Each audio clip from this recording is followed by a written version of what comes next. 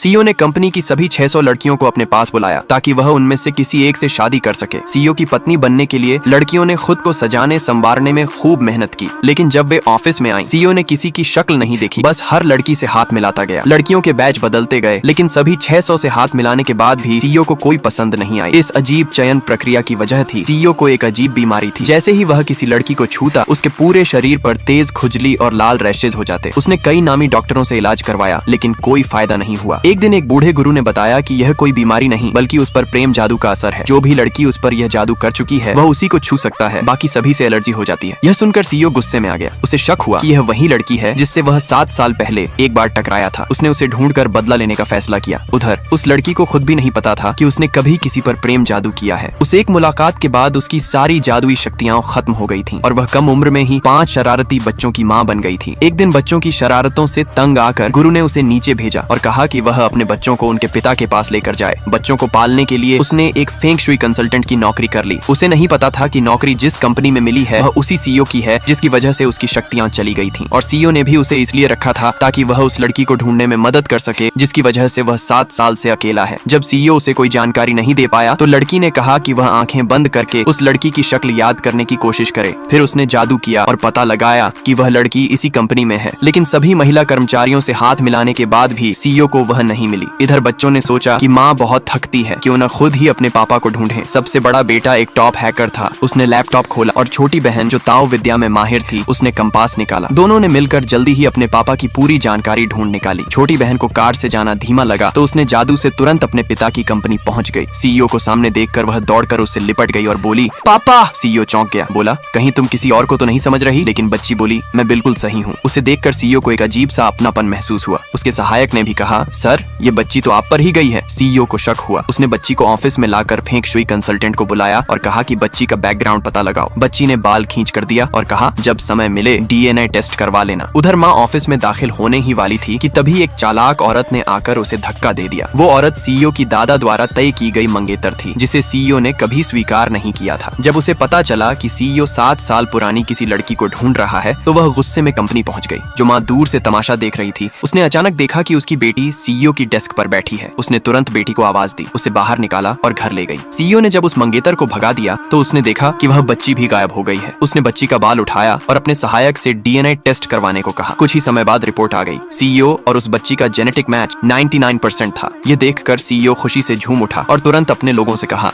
उस औरत और बच्चों को ढूंढ निकालो जिसने उसे 7 साल तक अकेला रखा। पूरा शहर छान मारा गया और जल्द ही उस औरत और बच्चों के बारे में सारी जानकारी मिल गई और सीईओ सीधे उस औरत के घर की ओर निकल पड़ा।